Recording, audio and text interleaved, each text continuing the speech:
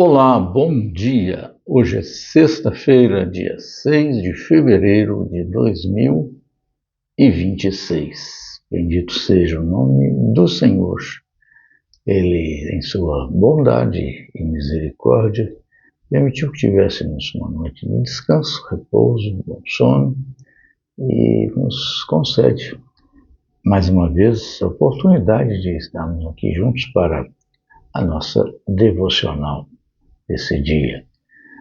E o texto que eu separei para começarmos a falar encontra-se no Evangelho de Jesus, conforme a narrativa feita por São Lucas, capítulo de número 3, dos versos 10 a 14. Assim nós lemos no registro de Lucas. Então, as multidões o interrogavam, interrogavam a João Batista: que havemos, pois, de fazer?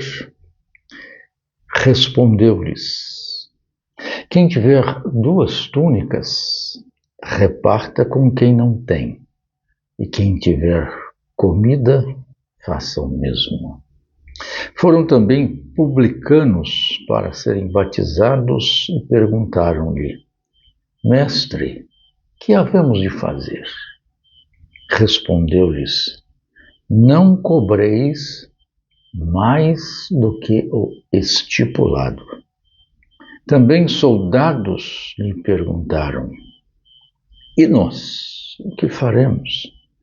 E ele lhes disse: a ninguém maltrateis, não deis denúncia falsa, e contentai-vos com vosso soldo. O Evangelho e a vida. É triste que vemos, principalmente nos nossos dias, mas desde os primórdios do cristianismo, muitas vezes uma situação em que o Evangelho não estava entranhado na vida da pessoa, e a vida da pessoa não manifestava compromisso com o Evangelho, mesmo que, de certa forma, essa pessoa falasse do Evangelho. O Evangelho é a vida.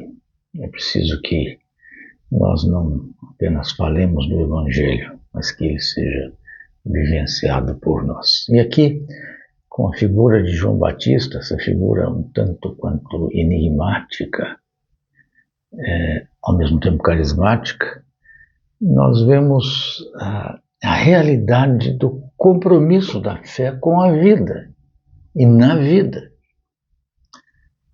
3 grupos distintos foram até ele com questionamentos sobre o que fazer, qual deve ser a sua postura como alguém que se identifica com a mensagem que ele traz em termos da palavra do Evangelho, da nova vida.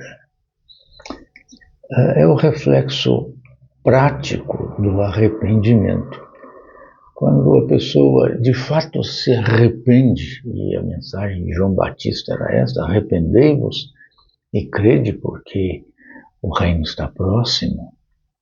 Quando a pessoa se arrepende, o sinal do arrependimento não é apenas uma manifestação emocional, às vezes até extremamente efusiva, com choro ou coisa que o valha. Isso pode até fazer parte. Mas o traço distintivo do arrependimento é a postura de vida, a mudança de vida. O que eu tenho que fazer agora? Eu me arrependo profundamente, me arrependi de fato, de verdade. E agora, o que eu preciso fazer? O que eu tenho que fazer? O reflexo prático da mudança, do arrependimento. Aqui nós vemos 2 situações, 2 coisas: a benevolência e a beneficência. A benevolência é o querer fazer o bem. O que eu devo fazer? E a beneficência é fazer o bem. Então eu tenho aí essa benevolência no meu coração de querer fazer o bem. E eu agora sou levado à beneficência, de fato, efetivar o bem que eu desejei. Então, o primeiro grupo que temos aqui é a multidão, de modo geral, as pessoas que vão até João Batista e lhe perguntam: o que havemos, pois, de fazer? Então, João Batista lhes diz: vocês têm que repartir, vocês têm que socorrer, vocês têm que abençoar. Quem tem 2 túnicas, então reparta com quem não tem. Quem tem comida, faça o mesmo. Então é o repartir, é o socorrer, é o abençoar. Vejam que essas atitudes que João Batista, de certa forma, coloca para as pessoas, de repartir, de socorrer e abençoar aqueles que de fato necessitam, e você tendo com que abençoar, mesmo que numa razão ou numa expressão mínima, porque se você tem 2, diz assim, então você reparta. Repartir 2, então significa que eu vou ter que dar uma. Bom, de fato é isso aí.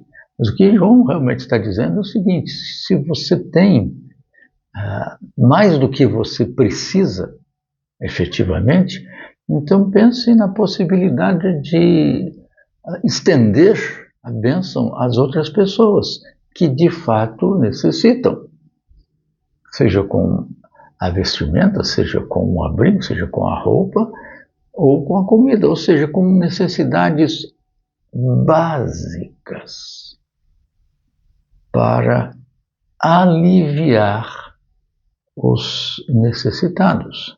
Então, essa benevolência, essa beneficência, que são manifestações claras, visíveis, existenciais, perceptíveis do arrependimento e do envolvimento com a fé que João está anunciando e que, de certa forma, é a fé cristã.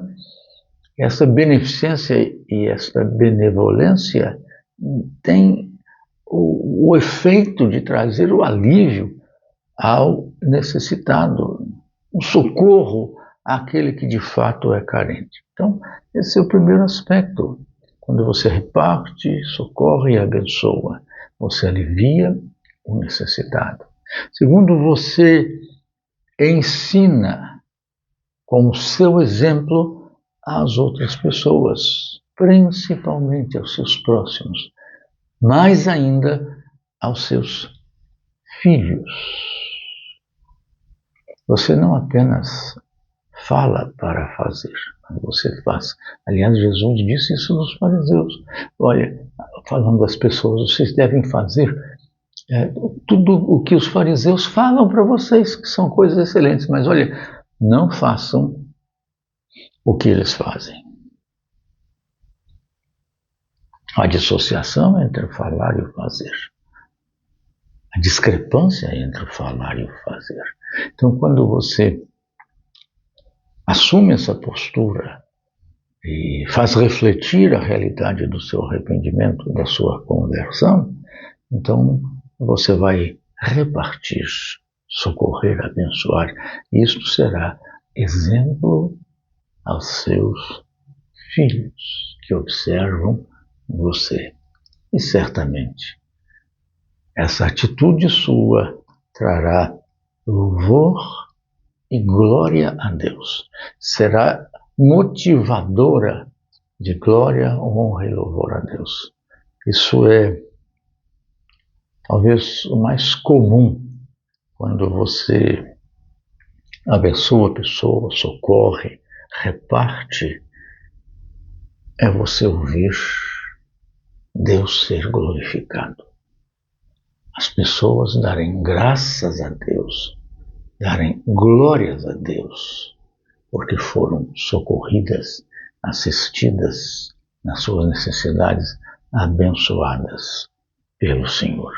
Por isso, quando perguntaram a João Batista o que fazer, ele disse: repartam-se, socorram, abençoem. Primeira carta do apóstolo São Pedro, capítulo 2, verso 12, ele diz o seguinte, e aí eu encerro: mantendo exemplar o vosso procedimento no meio dos gentios, dos ímpios, para que naquilo que falam contra vós, como se fossem malfeitores, observando-vos em vossas boas obras, glorifiquem a Deus no dia da visitação do Senhor. Procedimento. Mesmo que falem mal de nós, não poderão continuar falando se o nosso proceder glorifica a Deus, socorre e abençoa as pessoas. Que o Senhor assim o abençoe e a mim também, para que vivamos para o louvor e a glória de Deus. Amém, amém